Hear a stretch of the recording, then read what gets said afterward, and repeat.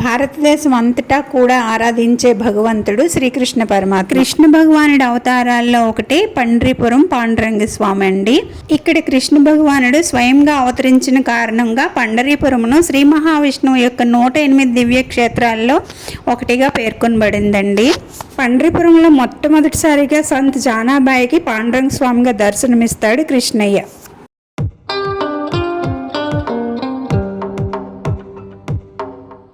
Hi అండి, అందరికీ నమస్కారం. యాత్ర విశేషాలకు స్వాగతం అండి. ఇప్పుడు మేము పండ్రీపురం పాండురంగ స్వామి దర్శనానికి వచ్చామండి.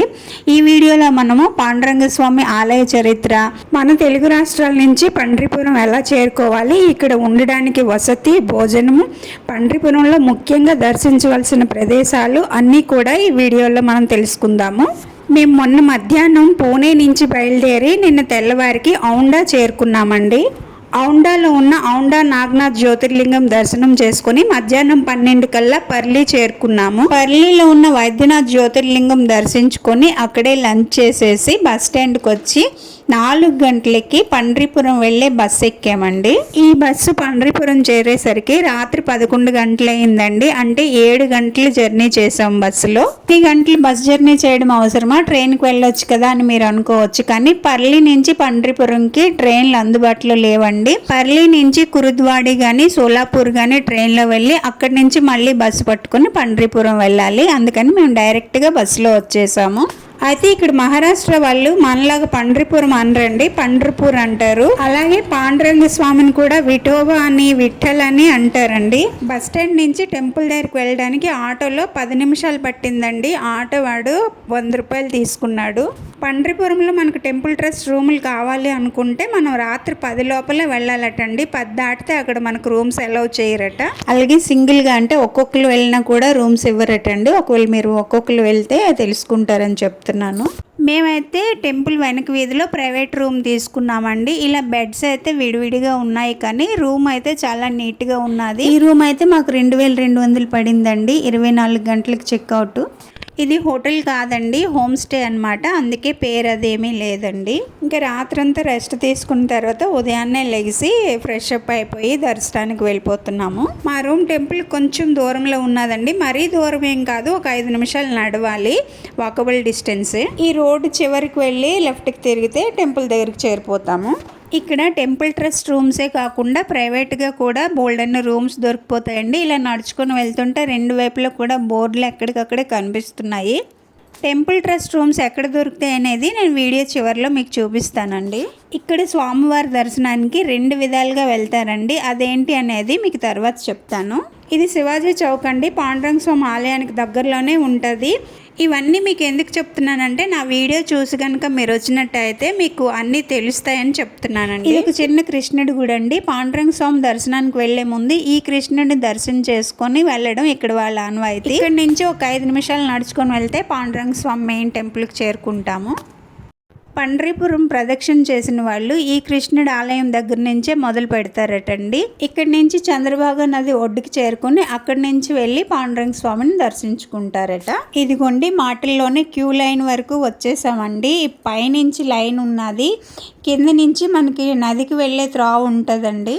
ఇదిగోండి ఇదే నదికి వెళ్ళే త్రోవ అండి. ఈ త్రోవ అంతా కూడా ప్రసాదాలు, బొమ్మలు అన్నీ అమ్ముతారు. పొద్దున్నే కదా, ఇంకా షాపులు ఏమీ ఓపెన్ చేయలేనట్టున్నారు. ఇలా నదికి వెళ్తున్న త్రోవలో మన కుడి చేతి వైపు ద్వారకాధీశ్ టెంపుల్ ఉంటుందండి. 1250లో గ్వాలియర్ మహారాజు దౌలత్రావు సింధే భార్య నిర్మింపజేశారట. ఆలయం చాలా బాగుంటుందండి, ఒకసారి దర్శించుకోండి. పాండురంగ స్వామిని డైరెక్ట్గా దర్శనం చేసుకోవడానికి మనకు అనుమతి లేదండి. తిరుపతిలో మనం వరాహస్వామిని దర్శించుకున్న తర్వాత వెంకటేశ్వర స్వామిని ఎలా అయితే దర్శించుకుంటామో అలాగే ఇక్కడ చంద్రభాగా నది ఒడ్డున ఉన్న సంత్ పుండలీకుడు అనే కృష్ణ భక్తుడిని ముందుగా దర్శించుకున్న తర్వాత పాండురంగ స్వామిని దర్శించుకోవాలండి. ఇది స్వయాన పాండురంగ స్వామి సంత్ పుండలీకుడికి వరం ఇచ్చాడట. అందువల్లే పండ్రీపురం వచ్చిన భక్తులంతా కూడా ముందుగా చంద్రభాగా నదిలో స్నానం చేసుకొని భక్తి పుండలీకుడిని దర్శించుకున్న తర్వాత పాండురంగ స్వామిని, రుక్మిణీదేవిని దర్శించుకుంటారు. ఇదేనండి సంత్ పుండలీకుని ఆలయము. చంద్రభాగా నది ఒడ్డునే ఉంటుంది. భక్తు పుండలీకుడు అంటే ఈయనే అండి, వీడియో తీయనివ్వటం లేదు. ఈ ఎదురుగా చిన్న ఆలయం కనిపిస్తుంది కదా, అదే లోహదండ తీర్థం అండి. ఒకసారి శివపార్వతులు ఈ ప్రాంతంలో విహరిస్తున్నప్పుడు పార్వతీదేవికి దాహం వేసిందట. అప్పుడు శివుడు పాతాళంలో ఉన్న భోగవతి దేవి నీటిని భూమి మీదకి తీసుకొచ్చాడట. అండి ఈ ప్రదేశము దీన్ని లోహదండ తీర్థము అంటారండి. ఇక్కడ శివుడు గుప్తలింగంగా పూజలు అందుకుంటున్నాడు. ముందుగా ఈ నది గురించి తెలుసుకుందామండి. నిజానికి ఈ నది పేరు భీమా నది అండి. ఒకనొకప్పుడు పరమశివుడు భీమకాయ ధారణ చేసి త్రిపురాసురుణ్ణి వధించిన తర్వాత సహ్యాద్రి పర్వతంపై విశ్రాంతి తీసుకుంటున్న సమయంలో శివుడి శరీరం నుంచి చెమట బిందువులు నదిలా పారుతాయి. ఆ శ్వేత బిందువులే భీమా నదిగా మారుతాయండి. భీమశంకరములు మొదలైన భీమా నది ప్రవహిస్తూ ఇక్కడ లోహదండ తీర్థంతో కలిసి కృష్ణా నదిలో కలిసిపోతుందటండి. అయితే పండ్రీపురం నుంచి విష్ణుపద్ వరకు ఈ నది అర్ధచంద్రాకారంలో కనబడుతుందండి. అందువల్ల ఇక్కడ వాళ్ళు ఈ నదిని చంద్రభాగా నది అంటారండి. ఇప్పుడు మనం పాండురంగ స్వామి ఇక్కడ ఎందుకు వెలిసాడు అనే విషయం తెలుసుకుందామండి. స్కాంద పురాణం ప్రకారము 5000 సంవత్సరాలకు పూర్వము ముచుకుందుడు అనే రాజు దానవులతో చేసిన యుద్ధంలో దేవతలకు సహాయపడతాడు.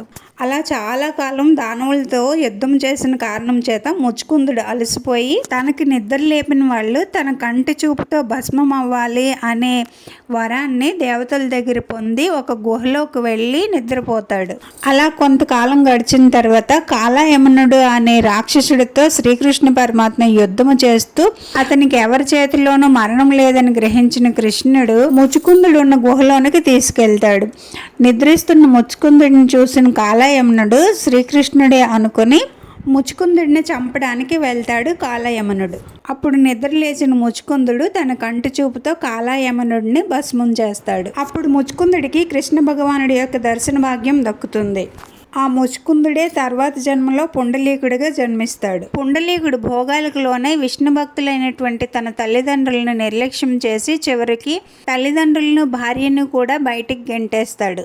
అప్పుడు పుండలీకుని తల్లిదండ్రులు తన కొడుకు బుద్ధి మార్చమని విష్ణుమూర్తిని ప్రార్థిస్తారట. కొంతకాలానికి పుండలీకుడికి జ్ఞానోదయమై బుద్ధి మార్చుకొని పశ్చాత్తాపం చెంది తన తల్లిదండ్రులకి సేవ చేస్తూ ఉంటాడు. అప్పుడు పాండురంగ భక్తుడైనటువంటి పుండలీకుడిని పరీక్షించదలిచిన శ్రీహరి నేను వచ్చానని చెప్తాడు. ఆ సమయంలో పుండలీకుడు తన తల్లిదండ్రులకు సేవ చేస్తున్న కారణం చేత ఒక ఇటుక బెడ్డను వెనక్కి విసిరి నేను నా తల్లిదండ్రుల సేవలో ఉన్నానని కాసేపు దీని మీద కూర్చొని విశ్రాంతి తీసుకోమని చెప్తాడు.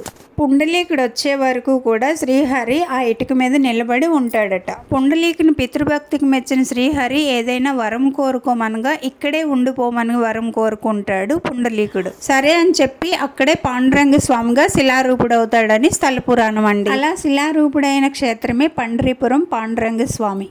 ఈ నదొడ్డున పుండలీకుని ఆలయమే కాకుండా పాండురంగ స్వామి భక్తులైనటువంటి సంత్ నామదేవ్ జానాబాయికి కూడా ఆలయాలు ఉన్నాయండి. వీలైతే ఇవన్నీ దర్శనం చేసుకున్న తర్వాత పాండురంగ స్వామి దర్శనానికి వెళ్ళొచ్చండి. ఈ నది ఒడ్డుకి ఆనుకొని మెట్లు ఉంటాయండి స్వామి దర్శనం. ఇక్కడ స్వామివారి దర్శనానికి 2 విధాలుగా లైన్లు ఉంటాయండి. ఇదైతే మనము నది నుంచి బయటకు వచ్చిన వెంటనే ఈ లైన్ స్టార్ట్ అవుతుందండి. ఇంకో లైన్ కూడా ఉన్నది, అది మీకు తర్వాత చూపిస్తాను. కానీ ఈ లైన్లో దర్శనానికి వెళ్తే స్వామివారి స్పర్శ దర్శనం చేసుకునే అవకాశం ఉంటుందండి. ఇలా లైన్లోకి పూలదండలు, తులసి మాలలు, ప్రసాదాలు అన్నీ తీసుకొచ్చి అమ్ముతున్నారండి. ఇక్కడ మేము నామాలు కూడా పెట్టించేసుకున్నామండి. ఈ నామాలకు మధ్యలో నల్లబొట్టు ఎందుకు పెట్టారో మీకు తెలిస్తే కామెంట్ చేసి చెప్పండి. తెలియకపోతే వీడియో చివరిలో నేనే చెప్తాను. మా దర్శనానికి 2 గంటల టైం పట్టిందండి. చాలా బాగా దర్శనం అయింది. స్పర్శ దర్శనం కూడా అయింది. అలాగే రుక్మిణీమాత దర్శనం కూడా చాలా బాగా అయిందండి. దర్శనానికి ఇంకో త్రావు కూడా ఉందని చెప్పాను కదండి, అది ఇదేనండి. ఇందాక మనము చంద్రభాగా నదికి కాళ్ళు కడుక్కొని పుండలీకుని దర్శించుకోవడానికి ఈ లైన్లోనే వెళ్ళాం కదా. ఇదే త్రావులో మళ్ళీ వెనక్కి వచ్చినట్టుగా అయితే డైరెక్ట్గా మెయిన్ టెంపుల్కి ఎదురుగా వచ్చేస్తామండి. ప్రధాన ఆలయానికి ఎదురుగా చౌకమేలుడి సమాధి ఉంటుందండి. ఈ చౌకమేలుడు ఎవరు అనేది తర్వాత వీడియోలో తెలుసుకుందాము. అలాగే సంత్ నామదేవ్ అనే ఇంకొక భక్తుడు కూడా పాండురంగ స్వామి ఆలయానికి ఎదురుగా సమాధి అయిపోయాడు. అతని సమాధి కూడా ఇక్కడ చూడొచ్చండి. అతని చెల్లెలు సంత్ జానాబాయి కూడా పాండురంగ స్వామి పాదాల దగ్గరే ప్రాణాన్ని విడిచిపెట్టడం వల్ల ఆవిడ సమాధి కూడా ఇక్కడ ఉంటుందండి. ఇంకా గర్భగుడిలో స్వామివారు ఇటుక మీద నిలబడి 2 చేతులు నడుము మీద పెట్టుకొని ఇలా దర్శనమిస్తారు. తర్వాత పక్కనే ఉన్న రుక్మిణి అమ్మ దర్శనం చేసుకొని ఉత్తర ద్వారం గుండా గానీ పశ్చిమ ద్వారం గుండా గానీ బయటికి రావాలి. పక్కనే ప్రసాదం కౌంటర్ కూడా ఉన్నదండి. అక్కడ ప్రసాదం కొనుక్కోవాలనుకునే వాళ్ళు కొనుక్కోవచ్చు. మేము అన్ని దర్శనాలు కంప్లీట్ చేసుకుని బయటకు వచ్చేసరికి టైం 11 అయిందండి. పండ్రీపురంలో సైట్ సీయింగ్ 4 గంటలు టైం పడుతుందని చెప్పారండి. ఇప్పుడే మేము ఆటో మాట్లాడేసుకొని మధ్యాహ్నం 3 గంటలకల్లా మా హోటల్కి రమ్మని చెప్పాము. టెంపుల్ దగ్గర అన్ని రకరకాల టిఫిన్లు భోజనాలు అన్నీ దొరుకుతాయండి. స్టాల్స్ పెట్టారు. మేమైతే అక్కడే భోజనం చేసేసి రూమ్కి వచ్చి కాసేపు రెస్ట్ తీసుకొని మధ్యాహ్నం 3 గంటలకల్లా రెడీ అయ్యాము. మా ఆటో వచ్చింది. సైట్ సీయింగ్కి బయలుదేరిపోయామండి. ఇప్పుడు మనము పండ్రీపురంలో తప్పకుండా దర్శించాల్సిన కొన్ని ప్రదేశాల గురించి తెలుసుకుందామండి. ఇప్పుడు మనం విష్ణుపది మందిరంకి వచ్చామండి. ఇది పండ్రీపురంకి 2 కిలోమీటర్ల దూరంలో ఉన్న గోపాల్పూర్ అనే ప్రదేశంలో చంద్రభాగా నదికి మధ్యలో నిర్మించారు. పురాణాల ప్రకారము శ్రీహరి గజాసురుడు అనే రాక్షసుడిని ఇక్కడే సంహరించినట్లుగా చెప్తున్నారు. మార్గశిర మాసం అంతా కూడా శ్రీహరి ఇక్కడే ఉంటాడని ఇక్కడ భక్తులు నమ్ముతారండి. మార్గశిర మాసం అంతా కూడా ఇక్కడ పూజలు బాగా జరుగుతాయి. చాలా రష్ కూడా ఉంటుందట. ఇక్కడ చూసినట్లయితే శ్రీహరి పాదముద్రలు అలాగే వేణువు కూడా ఉన్నాయి. వీటికి ప్రతిరోజు కూడా పూజలు జరుగుతుంటాయండి. నిజానికి ఇది నది మధ్యలో ఉన్న ఒక పర్వతం అండి. ఈ ప్రదేశాన్ని మిస్ అవ్వకండి, చాలా బాగున్నది. ఈ నది ఒడ్డున సంత్ జానాబాయి ఆలయం కూడా ఉన్నదండి. ఒకప్పుడు సంత్ జానాబాయి ఊర్లోని నగలు దొంగతనం చేసిందని ఆమెను తీసుకొచ్చి ఈ నది ఒడ్డుని తాడుతో కట్టేస్తారట. అప్పుడు జానాబాయి పాండురంగ స్వామిని తలుచుకోగానే ఆమెకి కట్టిన తాళ్ళు నీరులాగే కరిగిపోయాయంట. అది చూసిన ఊరు వాళ్ళంతా ఆశ్చర్యపడి ఆమెను క్షమించమని కోరుతారు. ఆ తర్వాత కాలంలో ఇక్కడ ఆమెకి గుడి కట్టారటండి. విష్ణుపదికి 10 అడుగుల దూరంలో గోపాల్పూర్ ఉంటుందండి. అక్కడ జానాబాయి వాడిన పాత్రలు, పొయ్యి అవన్నీ కూడా ఉంటాయి. తప్పకుండా చూడండి, చాలా నచ్చుతుంది మీకు. ఇప్పుడు మనం సంత్ కైకాడి మహారాజ్ మందిరానికి వచ్చామండి. ఈ ఆలయం పాండురంగ స్వామి ఆలయానికి 1.5 కిలోమీటర్ల దూరంలో ఉన్నదండి. సంత్ కైకాడి మహారాజ్ అనే ఈ ఋషిపుంగవుడు హిమాలయ పర్వతాల పైన 5 సంవత్సరాలు ఘోరమైన తపస్సు చేసి ఇక్కడికి వచ్చారట. అసలు దీన్ని గూడానాల, గుహానాల, స్వరంగం అనాల నాకైతే అర్థం అవడం లేదండి. సాక్షాత్తు విశ్వకర్మ వచ్చి నిర్మాణం చేసినట్టుగా ఉన్నది. అంత అద్భుతంగా ఉంటుందండి లోపల. ప్రాచీన భారతం నుంచి ఆధునిక భారతం వరకు అన్ని రకాల మూర్తులు ఉన్నాయండి ఇక్కడ. ఇది స్వయాన కైకాడి మహారాజా నిర్మాణం చేయించారటండి. ఆయన సమాధి కూడా ఈ పక్కనే ఉన్నదండి. మీకు టైం దొరికితే ఈ ప్రదేశాన్ని ఖచ్చితంగా విజిట్ చేయండి. ఇది ఒక పద్మవ్యూహంలా ఉంటుందండి. ఒకసారి లోపలికి వెళ్ళామంటే మళ్ళీ వెనక్కి రాలేము. కంప్లీట్గా దర్శించిన తర్వాతే ఎగ్జిట్ ఉంటుంది. 1 వే అన్నమాట. కొంచెము ఇరుగ్గానే ఉంటుందండి. ఆస్తమా లాంటి ప్రాబ్లమ్స్ ఉన్న వాళ్ళైతే వెళ్ళకపోవడమే మంచిది. ఇక్కడి నుంచి మేము గజానన్ మహారాజ్ ట్రస్ట్కి వచ్చామండి. పాండురంగ స్వామి దర్శనానికి వచ్చిన భక్తుల సౌకర్యార్థము ఇక్కడ యాత్రి నివాసాన్ని ట్రస్ట్ ఉన్నదండి. చాలా తక్కువ రేట్లకి మీకు ఇక్కడ రూమ్స్ దొరికిపోతాయి. చాలా నీట్గా ఉంటాయండి. ఇక్కడికి ఇంకో 10 నిమిషాల దూరంలో విఠల్ రుక్మిణి భక్తి నివాసాన్ని పేరుతో ఇంకో ట్రస్ట్ కూడా ఉన్నదండి. అక్కడైతే 5 మంది 10 మంది కూడా ఒక్కొక్క రూమ్లో ఉండొచ్చండి. అలాగే అక్కడ రెస్టారెంట్ కూడా ఉన్నది. మీకు ఫుడ్ కూడా ఏమీ ఇబ్బంది లేదు. ఈ ఏరియా అంతా కూడా పీస్ఫుల్గా చాలా బాగున్నదండి.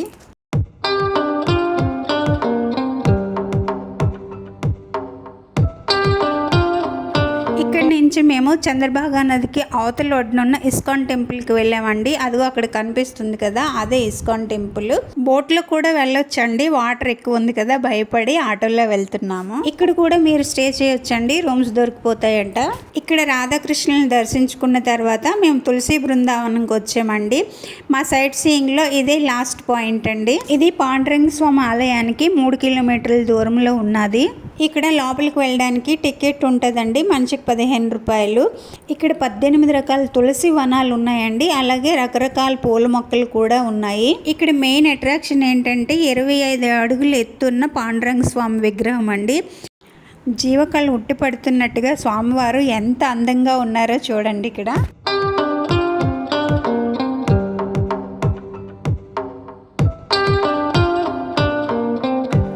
మ్యూజికల్ ఫౌంటైన్ అండి. ఫౌంటైన్ రాత్రి 7 తర్వాత స్టార్ట్ చేస్తారటండి. చాలా కలర్ఫుల్గా చాలా బాగుంటుందట. మాకైతే అంత టైం లేదు, వెళ్ళిపోతున్నాము. ఇక్కడ కాంపౌండ్ వాల్ చుట్టూ కూడా పాండురంగ స్వామి భక్తులు వాళ్ళ గాథలు, వాళ్ళు పడే బాధలు అన్నీ కూడా పెయింటింగ్స్ చిత్రీకరించారండి. ఇవి చూస్తుంటే నిజంగా మన కళ్ళ ముందు జరిగినట్టుగా అనిపిస్తుంది. అంత అద్భుతంగా ఉన్నాయి ఈ పెయింటింగ్స్. ఇక్కడితో మా పండ్రిపురం యాత్ర కంప్లీట్ అయిపోయిందండి. పండ్రిపురం ట్రిప్కి ఒక రోజు సరిపోతుందండి. హాఫ్ డే దర్శనము, సెకండ్ హాఫ్ సైట్ సీయింగ్. ఆషాఢ మాసంలో పండ్రిపురం పరిక్రమ చేస్తారండి. అప్పుడైతే చాలా రష్ ఉంటుంది. మీరు ఒకవేళ వెళ్తే ఈ విషయాన్ని దృష్టిలో పెట్టుకొని వెళ్ళండి. నాకు తెలిసినంత వరకు పండ్రిపురం గురించి చెప్పానండి. మీకు ఇంకేమైనా తెలిస్తే కామెంట్ రూపంలో కామెంట్ చేసి చెప్పండి. మేము ఇప్పుడు రాత్రి 9 గంటలకి పండ్రిపురం నుంచి పూణేకి వెళ్ళే ట్రైన్ ఉందండి. అందులో మేము పూణే వెళ్ళిపోతున్నాము. ఇప్పుడు మన తెలుగు రాష్ట్రాల నుంచి పండ్రిపురం ఎలా చేరుకోవాలి అనేది తెలుసుకుందాము.